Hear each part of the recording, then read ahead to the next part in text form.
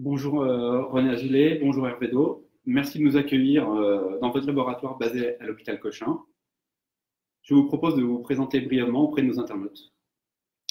Bonjour Olivier, bonjour à tous.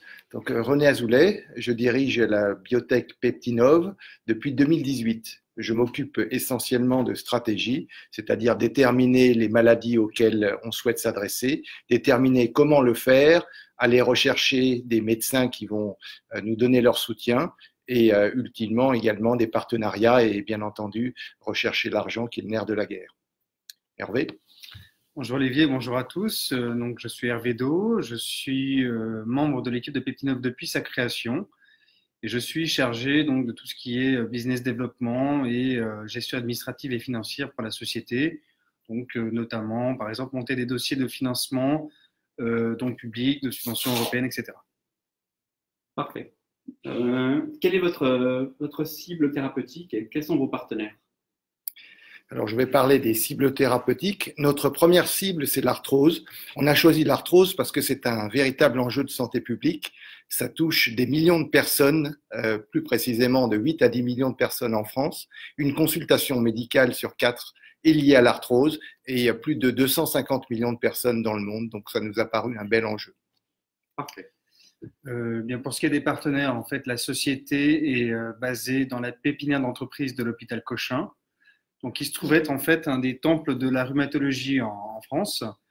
Et donc, nous travaillons dans cet environnement qui nous est favorable, et également avec des grands spécialistes rhumatologues qui sont également membres de notre conseil scientifique et médical. On peut citer le professeur François Ranoux, donc, qui est ici à Cochin, qui est donc un grand spécialiste de l'arthrose et qui sera le médecin investigateur de l'essai clinique que nous souhaitons mener l'année prochaine. On peut également citer le professeur Francis Berenbaum, qui est à Saint-Antoine et qui est un spécialiste également de l'arthrose reconnu à l'international, comme le professeur Ranou d'ailleurs. Il était membre de l'équipe dirigeante de l'organisation LOARCI, en fait, qui est une organisation internationale de recherche sur l'arthrose. Et enfin, on a également à notre conseil le professeur Marie-Christophe Boissier, qui est également un rhumatologue de l'hôpital Avicenne, qui est un grand spécialiste de toutes les pathologies de ce type. Et du point de vue, en fait, partenariat, cette fois-ci plutôt du côté financier. Nous travaillons avec Bpifrance, qui nous a soutenus l'année dernière et cette année, donc via une avance remboursable. Nous avons également à notre capital, en fait, un groupe de prévoyance qui s'appelle l'IRSEM, donc qui est arrivé à notre capital cette année. Parfait. En quoi le projet Peptinov est-il innovant et prometteur? Bien, je dirais pour deux raisons. La première, c'est qu'on a eu l'idée de s'attaquer à une des causes de la maladie. Aujourd'hui, il faut savoir qu'il n'y a pas de traitement dans l'arthrose, il y a uniquement des antidouleurs ou en bout de course, lorsque le cartilage est détruit, des prothèses. Et nous voulons nous attaquer à une cause, une source de l'arthrose qui est l'inflammation. Donc l'idée, c'est de s'attaquer à un stade suffisamment précoce de la maladie pour bloquer une protéine inflammatoire et éviter que l'inflammation, qui ultimement va conduire à la destruction du cartilage, ne puisse avoir cet effet. D'accord. La deuxième originalité, c'est que on utilise notre propre corps, donc les anticorps produits par notre organisme, pour lutter contre la maladie, pour lutter contre l'inflammation, et c'est ce qu'on appelle l'immunothérapie active. En général, les médicaments sont extérieurs à votre corps, et nous, c'est l'inverse, on suscite une réaction de la part de notre organisme pour lutter contre la maladie. D'accord. À quel stade en êtes-vous actuellement de votre développement? Quelles sont les prochaines étapes? Alors, la société a pour l'instant achevé ce qu'on appelle la phase de développement préclinique, c'est-à-dire qui se passe finalement chez l'animal. C'est-à-dire que Peptinov en fait, a mené des expériences qui ont eu lieu donc, chez différents animaux, souris, lapins, singes, et a montré en fait, que son produit induisait effectivement la production d'anticorps qui ciblent la protéine IL-6 chez ces animaux. Nous avons effectué ce qu'on appelle l'étude de toxicologie réglementaire donc chez l'animal entre 2018 et 2019, ce qui est en fait la phase clé en fait, avant d'aborder le développement clinique. Donc, cette étude s'est achevée avec succès. Et nous avons par ailleurs réalisé la production du lot clinique, qui est une partie importante de ce développement clinique, la production de ce lot qui sera utilisé l'année prochaine en fait, donc, chez l'humain. Et donc, nous sommes en train de finaliser le dossier réglementaire qui sera soumis aux autorités afin de demander l'autorisation de démarrer l'essai clinique, donc qui devrait démarrer donc l'année prochaine, avril ou mai 2020, donc chez des patients atteints d'arthrose inflammatoire du genou. D'accord. Donc, si j'ai bien compris, en fait, votre solution s'adresse principalement à l'arthrose, à ce fléau mondial. Avez-vous d'autres applications potentielles? Alors oui, bon, déjà nous serions ravis de pouvoir venir en aide aux millions, aux dizaines de millions de personnes qui souffrent d'arthrose, donc ça fait déjà un marché potentiel considérable. Mais pour répondre précisément à la question, il existe environ une quarantaine de maladies qui ont une origine inflammatoire associée à la protéine inflammatoire que nous inhibons partiellement avec notre traitement. On peut citer donc des maladies inflammatoires chroniques, des fièvres récurrentes, des douleurs qui n'en finissent pas, des dépressions, des maladies cardiovasculaires et même certains cancers, comme les cancers du sein, donc ont une origine inflammatoire. Il y avait d'ailleurs un dossier il n'y a pas très longtemps dans le journal Le Monde de cette année qui disait que l'inflammation, c'est vraiment le mal du siècle. Parfait. Ces recherches coûtent évidemment très cher. Comment les financez-vous? Alors, jusqu'à présent, nous avons été financés principalement par des investisseurs privés, c'est-à-dire des gens qui nous ont soutenus depuis la création de la société. Nous avons également été soutenus par cet investisseur institutionnel qui est l'IRSEM, qui est entré à notre capital cette année. Et par ailleurs, nous avons obtenu, depuis la création, diverses subventions de recherche, des subventions soit auprès de l'Agence nationale de la recherche, soit auprès de ce qu'on appelle le FUI, un fonds unique interministériel qui donc finance des projets innovants.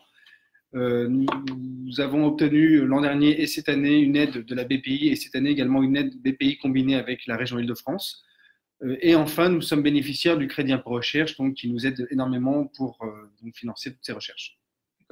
Je voudrais peut-être préciser un point, c'est que l'arthrose est une maladie tellement large, qui touche tellement de monde, qu'il nous a semblé qu'associer le grand public à la recherche de solutions pour cette maladie était important. C'est pour ça que pour la deuxième fois, donc on a une campagne de crowdfunding qui est en cours. L'année dernière, il y avait environ 100 personnes qui nous ont soutenus. C'était quand même un grand succès. Et cette année, après à peine 3 semaines de campagne sur Happy Capital, on a déjà 50 personnes qui apportent le soutien à notre projet.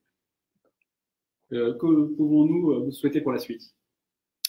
D'avoir un traitement efficace chez l'homme et bien entendu d'aller au bout de nos recherches qui, on l'espère, ne concerneront pas uniquement l'arthrose, mais beaucoup de maladies à composante inflammatoire. Parfait.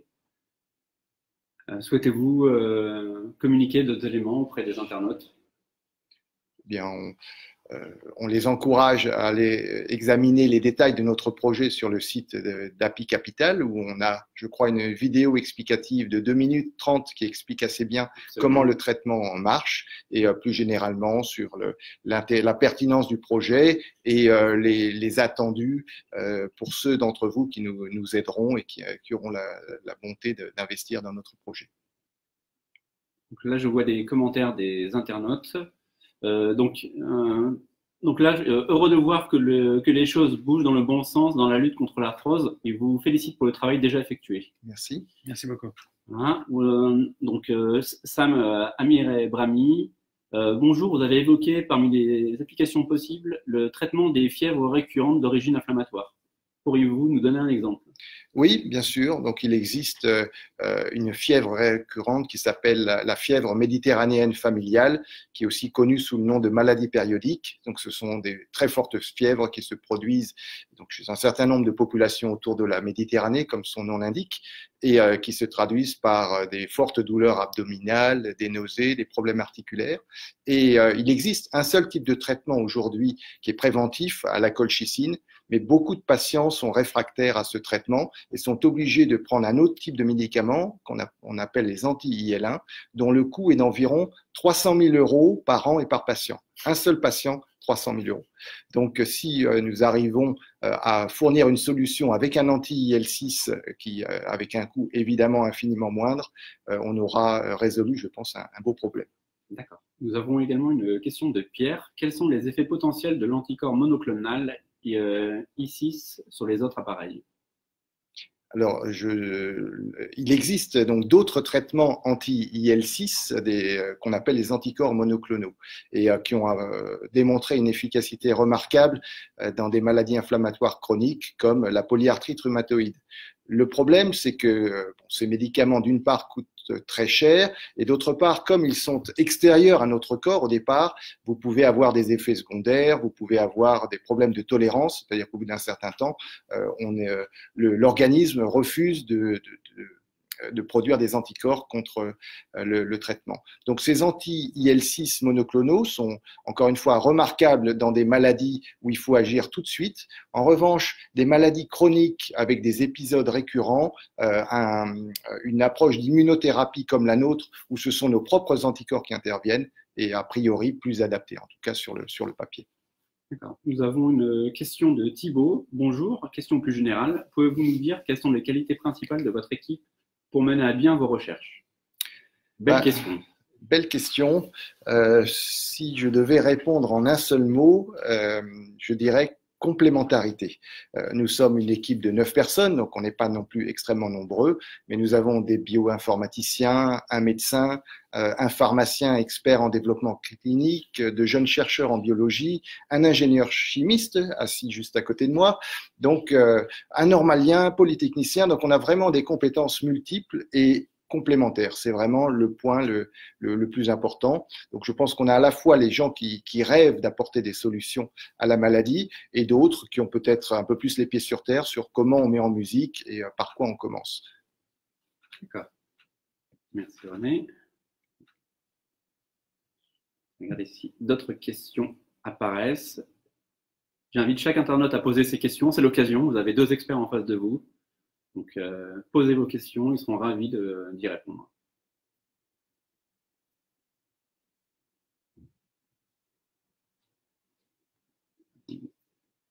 Une question de Nathalie. Votre traitement sera-t-il préventif ou curatif? Ça, c'est une bonne question. Une autre excellente question. Eh bien, il sera curatif, mais à un stade précoce de la maladie. Donc, on veut intervenir avant que le cartilage ne soit détruit, donc avec une inflammation qui est manifeste, qui peut par exemple se détecter à la radio ou à l'IRM, mais d'intervenir suffisamment tôt. Donc, à ce titre, on peut dire prévention de la dégradation, mais curatif quand même. D'accord. Donc, en fait, votre solution permettra à la fois de faire du préventif et du curatif. On peut le dire comme ça. D'accord. D'autres questions peut-être?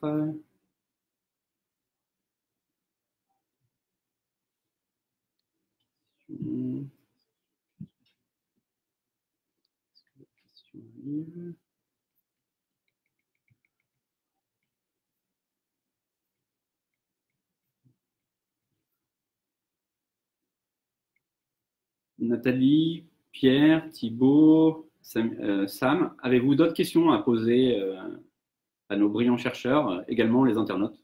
Vos questions sont les bienvenues. Manon nous pose une question. Pouvez-vous nous partager 3 bonnes raisons de vous soutenir? 3 bonnes raisons. D'abord, c'est un magnifique projet parce que beaucoup de personnes sont concernées, encore une fois, presque 10 millions de personnes en France. Donc, en participant, en soutenant notre projet, vous aidez la recherche pour une cause qui en vaut vraiment la peine. Une deuxième bonne raison, c'est qu'on a obtenu le soutien de rhumatologues prestigieux. J'insiste encore une fois sur le fait que l'un d'entre eux, par exemple, a dirigé la Société française de rhumatologie et l'Organisation internationale de recherche sur l'arthrose.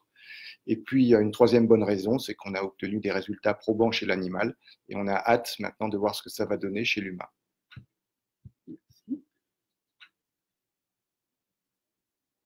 D'autres questions peut-être?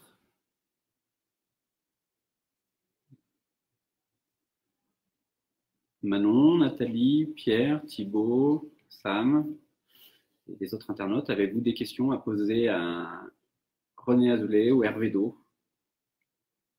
Alors, une question de Sam. Une vaccination préventive étendue aux populations à risque serait-elle donc envisageable? Une vaccination préventive est envisageable. Simplement, il faut d'abord bien comprendre les caractéristiques de notre produit chez l'homme. Donc, il est indispensable d'effectuer les essais cliniques. Le premier essai clinique qu'on va faire donc en 2020, c'est pour établir que les effets secondaires, s'il y en a, sont bien maîtrisables. Ensuite, il faudra étudier l'efficacité du produit dans chacune des maladies. On vous a cité tout à l'heure 6 ou 7 domaines. Il se trouve donc qu'on va faire des essais, tout au moins si on recueille suffisamment de fonds, dans 6 ou 7 domaines différents. Et si c'est le cas, donc on déterminera peut-être que chez des sujets à risque, une vaccination préventive plutôt que uniquement du curatif pourrait avoir du sens. Et pour ça, il faut terminer nos essais cliniques. Nous avons une question. Combien de personnes sont dans l'équipe? Vous avez répondu tout à l'heure. 9 personnes aujourd'hui dans l'équipe. On en aura peut-être 2 autres l'année prochaine en fonction de l'avancée de nos recherches. Je vois d'autres questions qui apparaissent. Le dosage de la CRP montre que l'inflammation n'est pas toujours à l'origine de l'arthrose. Ce traitement peut-il donc couvrir tous les champs de l'arthrose? Ça, c'est une question de Pierre. Alors, a priori, toutes les arthroses n'ont pas une cause inflammatoire. Par exemple, vous pouvez avoir une cause génétique, vous pouvez avoir eu un accident si vous êtes un sportif qui engendre de l'arthrose sans nécessairement passer par la case inflammation. Cela dit, il y a quand même un pourcentage très important, environ 60%, où on détecte à un moment ou à un autre de l'inflammation dans le processus de dégradation arthrosique. Donc ça fait quand même beaucoup de cas, plusieurs dizaines de millions. Est-ce qu'on pourra soigner d'autres cas également? Bon, l'avenir nous le dira, mais pour l'instant, on s'en tient plutôt aux arthroses à cause inflammatoire. Nous avons également une question de Thibaut concernant le montant que vous désirez lever dans le cadre de la levée de fonds participative via la plateforme Happy Capital. Alors, cette année, on a mis la barre à 200 000 euros. Donc, pour 3 mois de campagne, on espère recueillir 200 000 euros. Après 3 semaines, on en est à plus de 140 000 euros. Donc, on pense que notre objectif est raisonnable et même en passe d'être dépassé. On peut aller jusqu'à 500 000 euros. Il y a un plafond à 500 000 euros. Nous avons également une question de Sophie. Quel est le planning pour les prochaines phases cliniques? Tu veux répondre, Hervé? On peut répondre. En fait, la phase clinique 1 doit démarrer, donc, comme je le disais tout à l'heure, en avril-mai 2020. Donc rapidement. Assez rapidement, tout à fait. Et la durée de cet essai est prévue pour 14 mois. Voilà, donc un planning de 14 mois qui compte à la fois le recrutement des patients, mais également en fait la durée de traitement elle-même. En fait, le suivi d'un patient sera sur environ 8 mois. D'accord. Donc on compte 6 mois de recrutement et 8 mois pour le suivi patient. Et donc cet essai devrait donc se terminer en 2021. Et par la suite, en fait, il y aura bien entendu une phase 2 clinique qui devrait, elle, s'étendre entre 2021 et 2023, donc dépendamment en fait de la durée nécessaire pour obtenir l'autorisation en fait de démarrer une phase 2, éventuellement du recrutement des patients, mais voilà, on tape sur 2021-2023, donc avec une durée qui n'est pas encore fixée à l'heure actuelle. Peut-être préciser un point. Donc, le but de tout ça, c'est d'avoir, in fine, un accord avec un professionnel de la santé, par exemple un laboratoire, une fois qu'on aura fait nos preuves. Donc, on peut tabler sur entre 3 et 5 ans, je pense, pour qu'on ait de façon réaliste un deal sur la table si on a apporté la preuve de l'efficacité de notre produit, ce dont nous sommes aujourd'hui très confiants. Et ce qui sera l'objet de la phase 2 clinique. D'accord. La solution prometteuse Peptinov a déjà été testée sur les singes. Vous pouvez nous en dire plus à ce sujet? Oui, de 2 façons. Bon, d'abord, on a testé l'efficacité de nos anticorps, c'est-à-dire qu'on a injecté notre produit à des singes et observé s'il y avait production d'anticorps. Et on l'a fait dans la phase que Hervé avait décrite de toxicologie réglementaire. Il y avait 40 singes en tout, 10 qui n'étaient pas immunisés, des placebos comme on dit, et 30. Donc les 100% des 30 singes ont produit des anticorps contre l'IL-6. La première chose. La deuxième chose aussi, c'est que plus précisément, sur certains singes, on a pu aussi constater que les anticorps avaient des effets thérapeutiques. Alors pas l'arthrose parce que c'est interdit, fort heureusement en France, de casser des articulations pour vérifier si on a un succès thérapeutique, mais on a pu constater des bienfaits par rapport à des troubles inflammatoires qu'avaient ces singes. Nous avons une question de Nathalie. Peut-on déjà rejoindre l'essai clinique?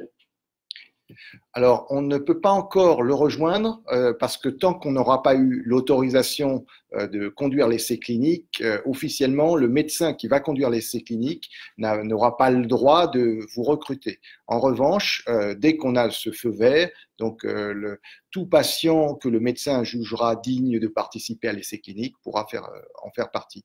Il recherche encore une fois des arthroses inflammatoires à des stades relativement précoces. Donc c'est le professeur François Ranoux qui est à l'hôpital Cochin. Si vous allez à sa consultation, il pourra déterminer si vous avez un profil adéquat. Voilà, je précise qu'effectivement, s'agissant d'un essai clinique de phase 1, il y a bien entendu des conditions d'inclusion et d'exclusion des patients qui sont très, très strictes, donc qui sont liées effectivement au profil médical de chacun. Un truc très simple, on peut dire que par exemple les femmes enceintes, évidemment, ne peuvent pas participer à un tel essai. Une question, l'essai clinique, il cible environ combien de personnes? 24. L'essai de phase 1, c'est 24 personnes dont on cherche à savoir encore une fois si y a-t-il des effets secondaires maîtrisables. Bon, on est très confiant quant à la réponse à cette question parce que les 100% des singes ont eu aucun problème lorsqu'on a pratiqué le traitement. Et la question subsidiaire, c'est est-ce que chez l'homme, on obtient aussi des bons anticorps contre la protéine inflammatoire? Et ça, donc avec 24 patients, on obtiendra déjà une information statistiquement intéressante. Parmi ces 24 personnes ciblées, combien en avez-vous déjà recruté? Aucune, parce qu'on n'a pas le droit de le faire. Je pense que le médecin qui va conduire l'essai, le professeur Ranoux, a déjà une idée des patients. Il a ses fichiers de patients, les gens qui viennent le voir régulièrement, mais il n'a pas le droit aujourd'hui de les approcher en leur disant veuillez participer. Je vous suggère de participer à l'essai. Il faut évidemment, ces patients donneront leur consentement. On leur indiquera que nous sommes une jeune entreprise, que ça n'a jamais été testé chez l'homme, etc. Donc c'est ce qu'on appelle le consentement éclairé, mais on ne peut demander ce consentement aux patients que le jour où on a reçu l'autorisation de conduite d'essai clinique. On espère donc obtenir cette autorisation courant du mois de février ou de début mars. 2020. 2020. C'est bien entendu très, très encadré. Mmh. Nous avons également une question de Thibaut qui veut se connaître. Quelle est la prochaine étape post-levée de fonds? Eh bien, d'abord, les levées de fonds, malheureusement, ne s'arrêtent jamais parce que les biotech ont ceci de particulier qu'elles ont que des dépenses et comme leur médicament n'est pas commercialisé, tant qu'il est en phase de développement, elles n'ont pas de revenus. Donc, on a une étape de levée de fonds actuelle pour financer notre essai de phase 1. L'essai de phase 1 est déjà financé aux 2/3 grâce aux fonds que nous avions déjà levés jusqu'à présent. Donc, il reste un petit bout qui va être apporté d'une part par le crowdfunding sur Happy Capital, d'autre part par d'autres investisseurs particuliers avec qui nous sommes en contact et peut-être des aides comme celles que nous avons déjà reçues de la BPI. Mais dans tous les cas, nous allons démarrer l'essai clinique parce qu'on a suffisamment pour démarrer cet essai.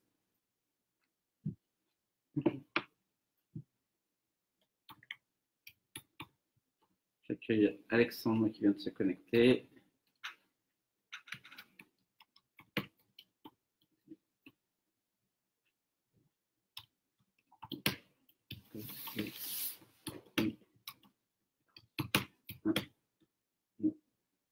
Oui.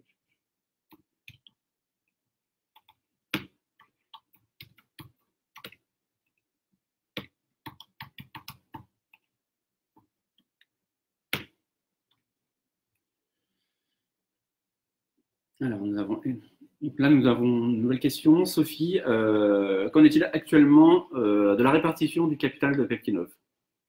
Tu veux répondre à cette question, Hervé? Tout à fait. Le capital est essentiellement détenu par des personnes particulières, c'est-à-dire l'équipe fondatrice, l'équipe dirigeante de la société, mais également tous les business angels particuliers qui nous ont aidés depuis la création de la société Et dernièrement, donc, le groupe IRSEM qui est intervenu, enfin, qui est entré au capital en fait en 2019. À concurrence de 10%. Donc, 90% sont des particuliers, notamment le réseau du fondateur, dont je fais partie, et 10% la mutuelle IRSEM. Philippe nous pose une question, combien de temps dure l'essai clinique? L'essai clinique de phase 1 va durer 14 mois à partir du moment où on a reçu le feu vert de l'Agence de sûreté du médicament. Ensuite, il y aura une phase 2 qui, suivant la maladie, donc peut durer soit 1 an pour certaines affections où on peut constater un effet au bout d'1 an, soit pour des maladies plus longues, 3 ans, de 1 à 3 ans suivant les maladies. Nous avons également une nouvelle question de Pierre. Les fonds levés vont vous permettre de financer l'entreprise jusqu'à quand? Alors, les fonds levés nous permettront de financer l'entreprise jusqu'à la fin de l'essai clinique, donc les 14 mois. Si vous voulez, sans dévoiler tous nos secrets de biotech, les trésoreries vont rarement au-delà de 6 mois. Bon, on a toujours trouvé des solutions jusqu'à présent. Et plus on avance dans le développement clinique, plus on a des financements lointains.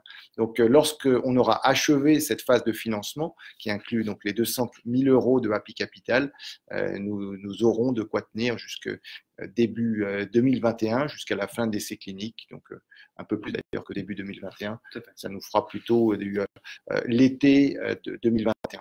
Et ce qui va se passer après, si vous vous demandez que se passera-t-il après l'été 2021, entre-temps, nous allons approcher les institutions, les investisseurs institutionnels qui financeront l'essai de phase 2, parce que l'essai de phase 2 requiert davantage d'argent.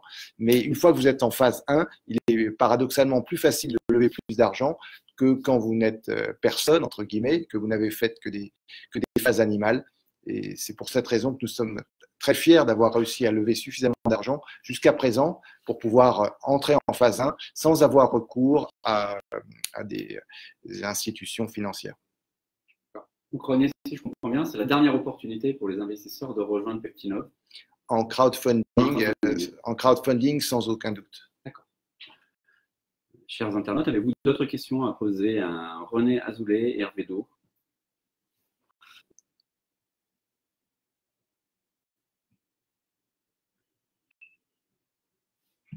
Bon, il semble que non. Je pense que toutes les questions, je vérifie, toutes les questions ont bien eu réponse. Le cas échéant, nous sommes à votre disposition sur Happy Capital pour répondre à vos questions et pour toute mise en relation directement avec Hervé Do et René Azoulay. Je vous remercie. Merci pour vos questions. J'ai une question de Thibaut. La question, êtes-vous les seuls sur le marché? Alors, sur le marché de l'arthrose, aujourd'hui, vous avez des traitements, mais des antidouleurs, du paracétamol, des anti-inflammatoires non stéroïdiens. Simplement, ces traitements ne traitent pas la cause. Ils traitent la douleur au moins pendant un temps. De même, la chirurgie, bon, si vous avez du cartilage entièrement détruit dans le genou, autant se faire opérer. Il existe des thérapies en développement, notamment ce qu'on appelle les thérapies cellulaires qui visent à reconstituer le cartilage une fois détruit. Et je dirais qu'en comparaison de nous, il s'adresse à des stades tardifs ou plus tardifs de la maladie, la reconstitution du cartilage, alors que nous, on agit plutôt à un stade précoce d'éviter la dégradation arthrosique et donc d'éviter que le cartilage ne soit détruit. Nous avons une nouvelle question de Sophie. Avez-vous des partenariats à l'international avec des laboratoires et des hôpitaux? Pouvez-vous nous en dire plus à ce sujet? Alors non, nous avons eu des contacts préliminaires pour savoir si dans l'hypothèse où nos essais cliniques étaient concluants, ils seraient intéressés par des partenariats. Donc la réponse est oui. Donc je préférerais ne pas citer de nom, mais bon, vous pouvez regarder dans le top 10 des laboratoires pharmaceutiques. Il y en a 5 à qui on avait parlé il y a un an. Mais notre stratégie consiste à ne pas les ressolliciter tant qu'on n'est pas rentré en phase 1, tant qu'on n'a pas des résultats à leur montrer, parce qu'on voudrait créer un effet de surprise positive plutôt que de leur dire croyez-nous, on a un traitement qui risque de marcher. On préfère le faire sur la base des résultats. Je pense que toutes les questions qui ont été posées par nos internautes, on trouvera les réponses. Nous sommes à votre disposition, toute l'équipe d'Appli Capital et l'équipe de Peptinov est à votre disposition pour y répondre. Et des mises en relation sont évidemment possibles. Je vous remercie René Azoulay et Hervé Deux pour cette présentation. Merci Olivier, Merci merci à beaucoup. tous, merci pour les Merci questions. à chacun. Merci pour les questions. Excellente fin de journée. Au revoir.